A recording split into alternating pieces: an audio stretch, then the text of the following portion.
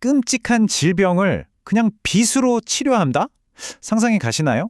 진짜 거의 믿기 힘든 얘기 같은데 이 아이디어가 어떻게 의학계 최고의 영예까지 앉게 됐는지 오늘 한번 제대로 파헤쳐 보겠습니다. 네, 이게 실제로 있었던 일입니다. 1903년에요. 노벨 생리학상이 덴마크 의사 닐스 핀센이라는 분에게 돌아갔거든요. 근데 그 이유가 정말 놀라워요. 집중된 빛으로 병을 치료했다는 공로였죠. 아니, 빛으로 노벨상이라니? 대체 이게 어떻게 된 일일까요? 바로 이 질문이 오늘 이야기의 핵심입니다.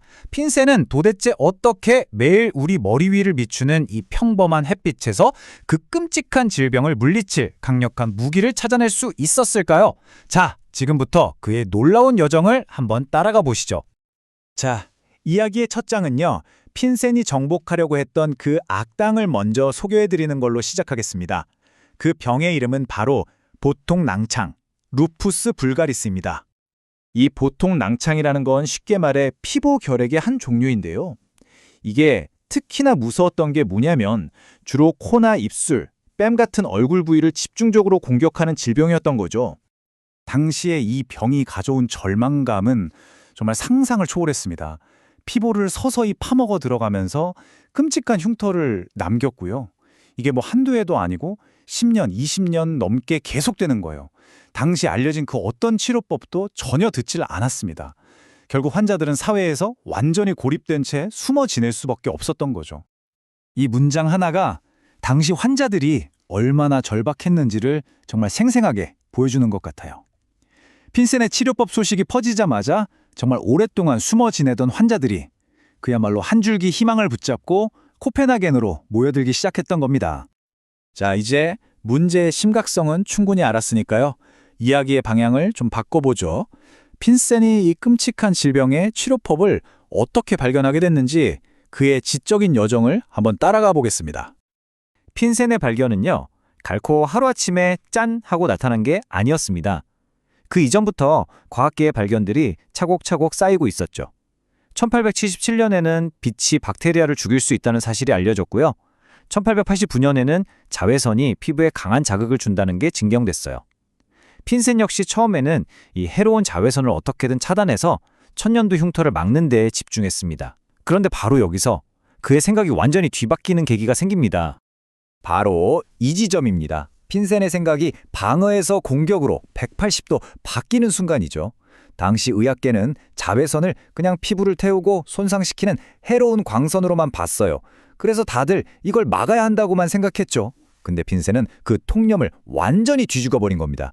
아니, 오히려 이 강력한 힘을 무기처럼 사용하면 어떨까 하고요. 피부 속에 있는 세균을 직접 공격하는 무기로 말이죠. 이게 바로 그의 위대한 도약이었습니다.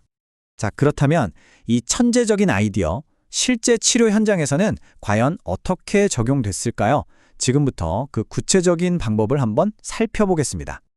이 치료 과정 들어보시면 정말 정교합니다. 먼저 태양이나 아주 강력한 램프에서 나오는 빛을 렌즈로 한 점에 모으는 거예요. 근데 이때 화상을 입힐 수 있는 뜨거운 열선은 특수 필터로 싹 걸러냅니다. 그리고 또 중요한 게 치료할 부위를 꼭 눌러서 피를 잠시 없애주는 건데요.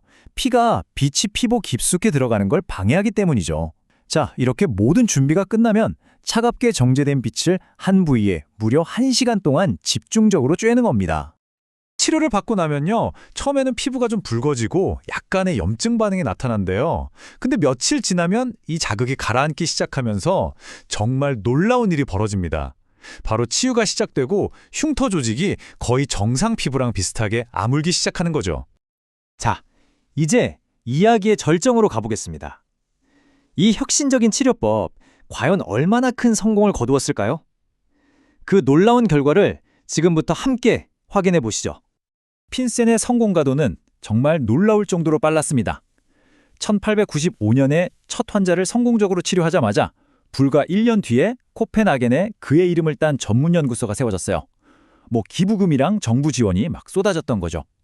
그리고 1901년 드디어 세상을 깜짝 놀라게 할 치료 결과 보고서가 발표됩니다. 그 보고서의 핵심은 바로 이 숫자였습니다. 800.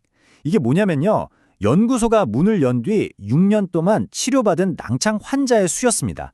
무려 800명이요.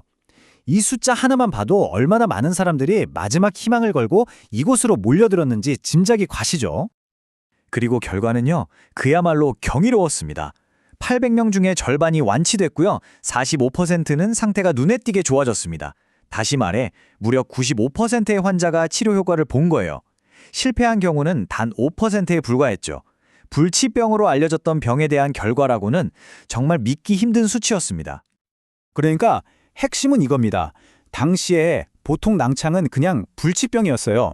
그런 상황에서 95%의 치료 성공률은 이건 그냥 좀 나아진 수준이 아니라 그야말로 의료계의 혁명이었던 겁니다.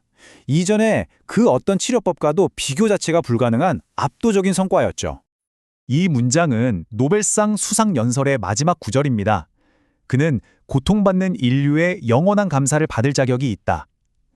핀센의 업적이 단순한 의학적 발견을 넘어서 고통받던 사람들에게 희망을 되찾아준 인류의 승리였음을 이보다 더 잘 표현할 수는 없을 겁니다. 핀센은 우리 모두가 너무나 당연하게 여기던 태양빛에서 의학의 미래를 찾아냈습니다. 이걸 보면 이런 생각이 들지 않으세요?